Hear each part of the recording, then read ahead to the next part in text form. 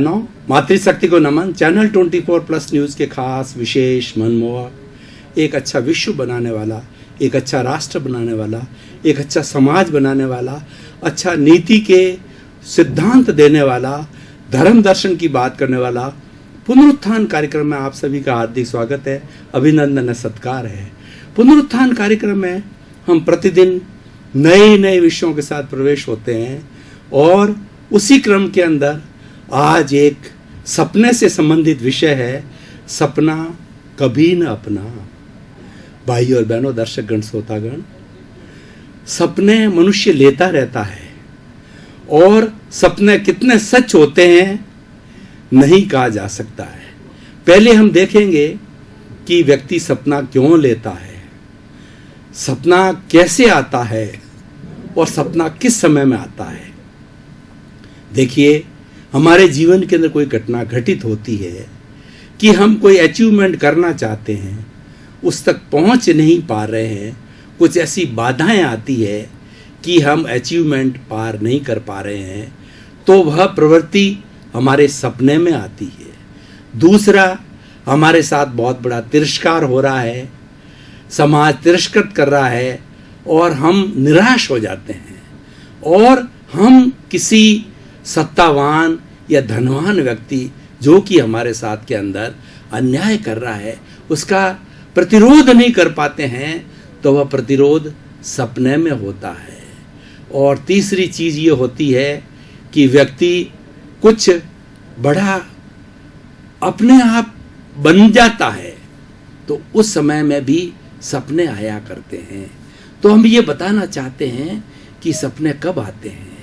व्यक्ति जब गहरी नींद के अंदर होता है और दिन भर हमारे साथ में जो घटना घटित हो जाती है, जिसका कि पूर्ण अंशवर नहीं हो पाता है, जो कि अधूरी रह जाती है, वह हमारे सपने के अंदर घटित होती है। और सपने में हम बाकायदा वह पूरी प्रक्रिया जो कि हमारी दिन के अंदर अधूरी छूटी थी वह करते हैं, और करके अगर हम किसी से प्रतिरोध करना चाहते हैं, प्रतिशोध लेना चाहते हैं, तो हम सपने के माध्यम से वह प्रतिशोध लेते हैं।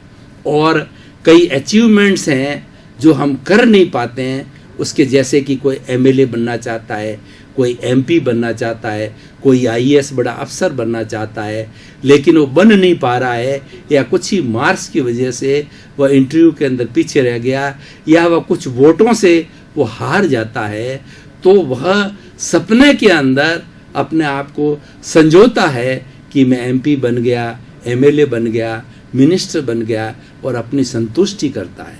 सपना लेकर के वो अपनी जो दबी हुई भावना है उस भावना की संतुष्टि करता है, उस भावना का निराकरण करता है। इसी कारण से सपने आया करते हैं। अब देखिए, आज का जो हमारा विषय है, सपना कभी न अपना।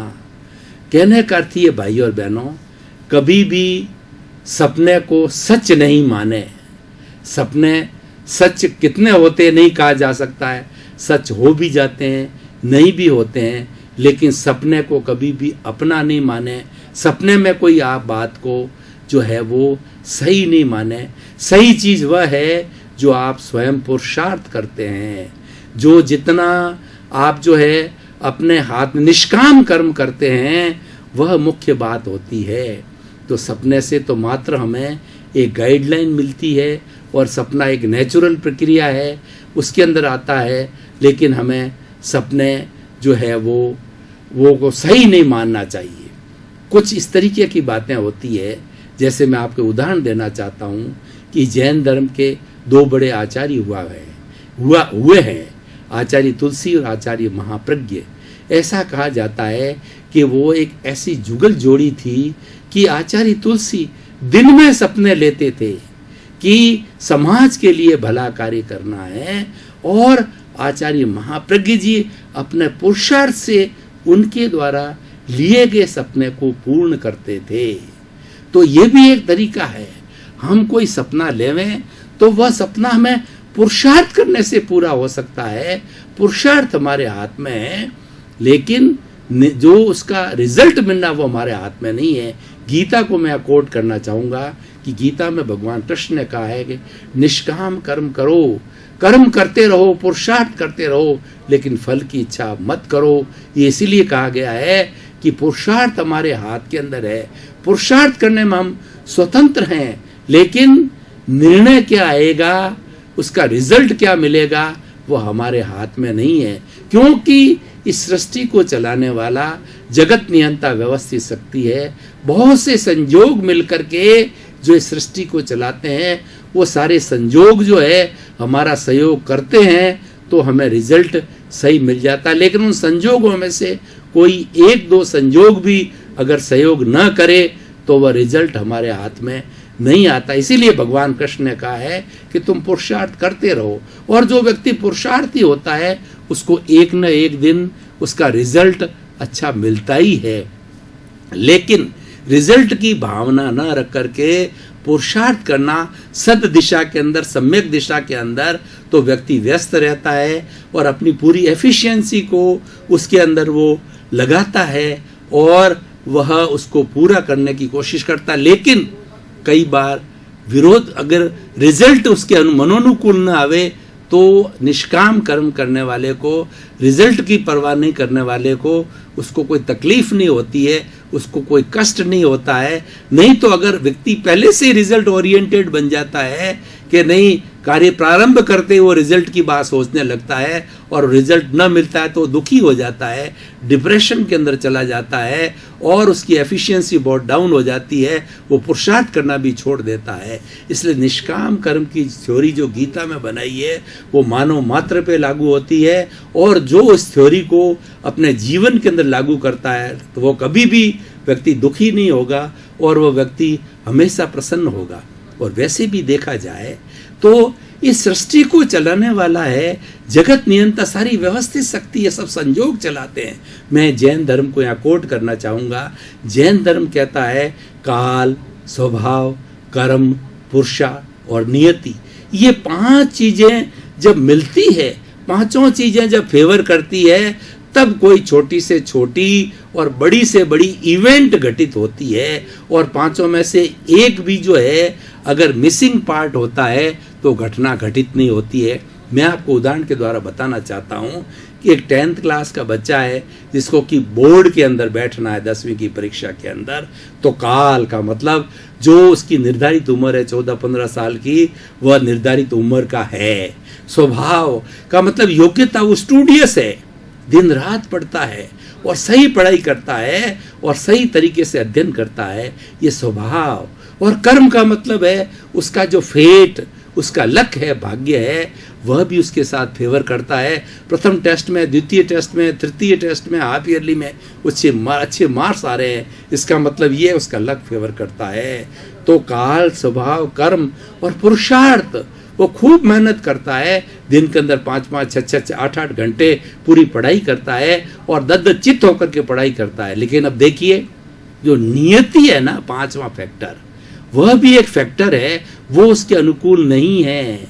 उसको रात्रि के अंदर ऐसा तेज बुखार आ गया कि मॉर्निंग के अंदर उसको जो है वो एग्जाम देने के लिए जाना, उसकी स्थिति उठने की नहीं है, उसको होश भी नहीं है, उसका शरीर उबल रहा है बुखार के कारण, तो परीक्षा नहीं दे सकता है और परीक्षा न देने से उसका रिजल्ट तो कहाँ से आएगा। तो इस तरीके से भाइयों, नियति ने उसको फेवर नहीं किया तो ये घटना घटित नहीं हुई। तो इसीलिए हम ये कैसे कहें कि हमें रिजल्ट मिल ही जाएगा। रिजल्ट सब मिलेगा जब ये पांचों तत्व साथ मिलेंगे या सारे संयोग मिलेंगे, जब जाके होंगे। इसीलिए हमें अपने आप को कर्ता भाव रखना ही नहीं चाहिए। कर्ता भाव अज्ञान है, कर्ता भाव दुख का कारण है। हमें ये मानना चाहिए कि कर्ता बनने की मेरी योग्यता नहीं है, मेरी योग्यता तो मात्र जो है ज्ञाता दृष्टा है। मैं एक शुद्ध आत्मा हूँ और शुद्ध आत्मा एक ज्ञाता दृष्टा है। मैं कर्ता नहीं हूँ, कर्ता बनने की मेरी योग्यता नहीं है। मैं तो मात्र निमित्त हूँ, मैं तो ज्ञाता दृष्टा हूँ, कोई भी चीज़ को देखना और जानने वाला हूँ, मैं करने वाला नहीं हूँ। करने वाले ये संजोग हैं। मैं आपको एक उदाहरण के द्वारा भाई और बहनों बताना चाहता हूँ। ये सारी चीज़ें इसीलिए बताई जा रही है कि मात्र जो है वो सपने के भरोसे नहीं रहना है, पुरुषार्थ के भरोसे रहना है। और पुरुषार्थ करने के लिए सारी बातें बताई जाती है, और पुरुषार्थ भी ऐसा होना चाहिए जो कि ट्रबल नहीं देने वाला हो, जो कि डिप्रेशन में नहीं डालने वाला हो, और पुरुषार्थ प्रसन्न चित्त से करने वाला हो, उसके लिए सारी बातें बताई जाती है। देखिए कि व्यक्ति करता हो ही नहीं सकता। इसका एक उदाहरण बताना चाहता हूँ मैं कि हमें एक चाय बनानी है, तो चाय बनाने के लिए क्या क्या चीज़ें चाहिए? पानी चाहिए, दूध चाहिए, चीनी चाहिए, मसाला चाहिए, अग्नि चाहिए, भगोला चाहिए, और उस अग्नि के ऊपर उबाल देने वाला व्यक्ति का हाथ चाहिए, जो 2-3 बार उबाल देने के बाद के अंदर अच्छी टेस्टी चाय बनती है। अब देखिए, व्यक्ति कहता है कि मैंने चाय बनाई, तो अकेले व्यक्ति से कैसे चाय बनी? ये सारे संजोग जो है, दूध है, पानी है, ये सारे मिले जब जाकर के ये चाय बनी। तो इसीलिए कर्ता भाव होना ही नहीं चाहिए। व्यक्ति कर्ता हो ही नहीं सकता। व्यक्ति कर्ता का रोपण करता है, ये अभिमान है, और यही दुख का कारण है, यही बड़ा अज्ञान है, यही कर्म बंधन का कारण है, और इसी कारण से मैं छुटकारा नहीं होता है। अगर व्यक्ति कर्ता भाव से अकर्ता पद पर चला जाए, अकर्ता पद जो है वो ज्ञाता दृष्टा का है, शुद्ध आत्मा का पद है, तो उस पद के ऊपर चला जाए तो व्यक्ति को कोई कष्ट नहीं हो। तो भाई और बहनों, दर्शकगण, श्रोतागण, हम सपनों की बात कर रहे थे। सपने कभी अपने नहीं होते हैं, और सपने के अंदर जो कुछ हम देखा है उसको ग्रांटेड नहीं मानना चाहिए कि चाहे अच्छा सपना आया चाहे बुरा सपना आया, वो ग्रांटेड नहीं होता। कई बार क्या होते हैं कि लोग सपने में अपने प्रिय व्यक्ति की मृत्यु का देखते हैं, तो वो बहुत बड़े दुखी हो जाते हैं कि मेरा प्रिय व्यक्ति फादर है, ब्रदर है, पत्नी है, वो उसने सपने में देखा कि वो गुजर गया, चला गया, और रोने लग जाते हैं, दुखी हो जाता। सपना कभी सच्चा नहीं होता है, इसलिए सपने के भरोसे नहीं चलना चाहिए। और सपने में हमें कोई अच्छी गाइडलाइन मिल जाती है कि तुम फला तरह का कार्य करो, तुम ये IAS की परीक्षा दो, तुम IPS की परीक्षा दो, हमें किसी का, अपने ईश्वर का कहना चाहिए, अपने गुरु का, या ऐसा कुछ कोई हमें वो इंगित मिल जाता है, तो उस सपने को सच न मान के उसको साकार करने के लिए पुरुषार्थ करो। सपने को एक गाइडलाइन मानो, लेकिन सपने को पूरा आधार सच्चाई मान करके, जीवन की सच्चाई मान करके ऊपर सोचना, उस पर कार्य करना है, वो जो है वो गलत बात हो जाती है। भाई और बहनों, दर्शकगण, श्रोतागण, आज की सिनेरियो से मैं इस टॉपिक को जोड़ना चाहता हूँ। आज हमारी जो युवा पीढ़ी है बहुत ज़्यादा सपने लेती है। युवा पीढ़ी को अभी इतना प्रैक्टिकल नॉलेज नहीं है। उसने जो है थोड़ी सी पढ़ाई कर ली तो वो सपने लेने लग जाता है, मैं IAS बन गया, IPS बन गया, अच्छा डॉक्टर बन गया, अच्छा पढ़ाई करता ही अच्छा इंजीनियर बन गया। लेकिन वह तो डिग्री जो है एक साधन है, अभी अनुभव करना बहुत बाकी है। अनुभव के अंदर कई उतार आएंगे, कई चढ़ाव आएंगे, और उस उतार चढ़ाव के अंदर संतुलित रह करके कई अनुभव प्राप्त करके वह व्यक्ति परिपूर्ण होगा। उसमें समय चाहिएगा, ऊर्जा चाहिएगी और शक्ति चाहिएगी, तब जाकर के वो बड़ा बनता है। तो आजकल के टू बिल्ड द कैशल्स, हवाई सपने हमारी युवा पीढ़ी बहुत ज़्यादा बनाती है। तो युवा पीढ़ी को ये मेरा आज का एपिसोड समर्पित है। उनको मैं मैसेज देना चाहूँगा इस एपिसोड के माध्यम में, आप हवाई किले नहीं बनावें, केवल सपने नहीं देखें, सपनों को सार्थक करें। आपके हाथ के अंदर पुरुषार्थ है, व्यक्ति अपने भाग्य की रेखाएं बदल सकता है अगर सही दिशा के अंदर कार्य करे और अपनी शक्ति को झोंक दे तो व्यक्ति बहुत बड़ा बन सकता है। जितने जितने महान पुरुष हुए हैं, मैंने अभी एक पुस्तक लिखी है भारत रत्नों के भारत को अवदान, जिसके अंदर 46 अभी तक भारत रत्न हुए हैं, उनकी पूरी जीवनी को पढ़ा, लिखा, देखा, संकलित किया, तो मैंने पाया कि समस्त लोगों ने बचपन से कितना संघर्ष किया। बचपन में किसी माता चली गई और थोड़े समय के बाद उसके पिता चले गए, उनको पढ़ाने वाला नहीं, वो जो है म्यूनिसिपैलिटी की लाइट के नीचे पड़े, स्कूल की फीस भरने को नहीं थी, उन्होंने सिलाई करके, छोटे बूट पॉलिश करके और अपने जो है पढ़ाई का खर्चा निकाला और तब आगे। लेकिन उन्होंने पुरुषार्थ को कभी भी नहीं छोड़ा, आशा को कभी भी नहीं छोड़ा, निराशा को पास में नहीं फटकने दिया और खूब स्ट्रगल करते रहे। और सारे के सारे लोगों ने जो है वो simple living and high thinking का फॉर्मूला रखा। उनका जीवन इतना सादगीपूर्ण था और उनके विचार इतने ऊंचे थे। उन्हें अच्छे विचारों के कारण उन्होंने समाज के अंदर बदलाव लाए और भारत रत्न बने। इसलिए भाई और बहनों, दर्शकगण, श्रोतागण, हमारे सामने विजन होना चाहिए और सपने से जो हमने गाइडेंस लिया है, हम क्या करना चाहते हैं, हमारे जीवन का एक उद्देश्य होना चाहिए। और उद्देश्य भी कैसा होना चाहिए? समाज का कल्याण करने वाला उद्देश्य होना चाहिए, परोपकार का उद्देश्य होना चाहिए, जनता की भलाई का उद्देश्य होना चाहिए। उसी के लिए ईश्वर ने हमें ये जीवन दिया है, ईश्वर ने हमें ये शरीर दिया है, ईश्वर ने हमें मस्तिष्क दिया है और सृष्टि ने हमारे को इस सृष्टि का सर्वश्रेष्ठ प्राणी बनाया है कि तुम नेगेटिविटी को त्याग दो। तुम्हारे भीतर जितने जितने नकारात्मक भाव है उन सब को छोड़ दो और उनकी जगह तुम ईश्वर से जो है प्रार्थना करके, इस कॉस्मोस से प्रार्थना करके पॉजिटिव एनर्जी को मांगो। तो हमें कॉस्मोस जब पॉजिटिव एनर्जी को मांगते हैं तो कॉस्मोस हमें वो पॉजिटिव एनर्जी से हमारा शरीर को भर देता है और हमारे शरीर के अंदर एक ऊर्जा आती है, एक काम करने की ललक आती है। चरेवेती के सिद्धांत से हम गाइडेड हो जाते हैं। चलते रहो, संघर्ष करते रहो। और ऐसा करते करते जो हमारा युवा पीढ़ी है, अगर सभी ऐसा करने लग जाए तो इस समाज का कल्याण हो सकता है, स्वयं का कल्याण हो सकता है और ये एक अच्छी सृष्टि बन सकती है। आज 7 अरब की जनसंख्या है। इस जनसंख्या के अंदर हम सभी आराम से जीना चाहते हैं, सुख से जीना चाहते हैं। तो इसीलिए हम भी उसमें से एक संजोग माने, अपने आप को कर्ता भाव नहीं रखें। जितना जितना कर्ता भाव है ये सारा अहंकार पैदा करता है और जहाँ व्यक्ति को अहंकार आ गया उसी क्षण से उस व्यक्ति का विनाश चालू हो जाता है। तो इसलिए भाई और बहनों, दर्शकगण, श्रोतागण, खास इस एपिसोड से माध्यम से मैं आपको निवेदन करना चाहूँगा कि अपने जीवन से जो अहंकार की ग्रंथि है उस अहंकार की ग्रंथि को तुरंत हटा दीजिए।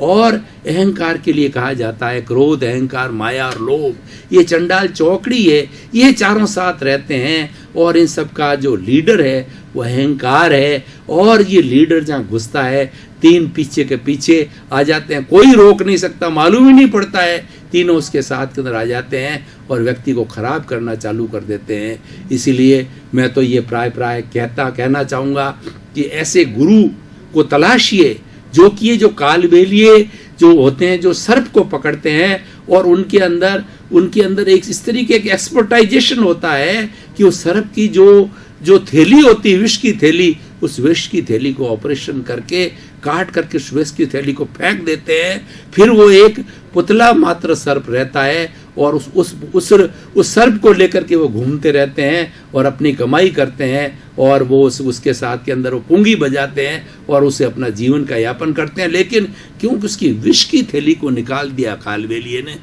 सर्प किसी को काटता नहीं, वो मात्र एक शरीर रह जाता है, काटने वाला सर्प नहीं रहता है। तो भाई और बहनों, दर्शकगण, श्रोतागण, हमारे भीतर भी जो ये विष की थैली है वह विष की थैली अहंकार की थैली है, क्रोध, मान, माया की थैली है। तो ऐसे गुरु को तलाशिए जो कि निरंकारी है, उससे ज्ञान लीजिए, उसके ऊपर हमारे ऊपर उसका आशीर्वाद लीजिए, उसको शक्ति को जो है शक्ति हमारे ऊपर जो परीक्षा पात्र कीजिए और उस विष की थैली को उस गुरु से निकलवा दीजिए। जब आपकी विष की अहंकार रूप की विष की थैली निकल गई तो आपका कर्ता भाव समाप्त हो गया और जो कुछ भी आप कार्य करेंगे वो समाज के लिए, भले के लिए करेंगे। और ये एक जुनून है, एक तरीके का काम करने का एक जुनून होता है।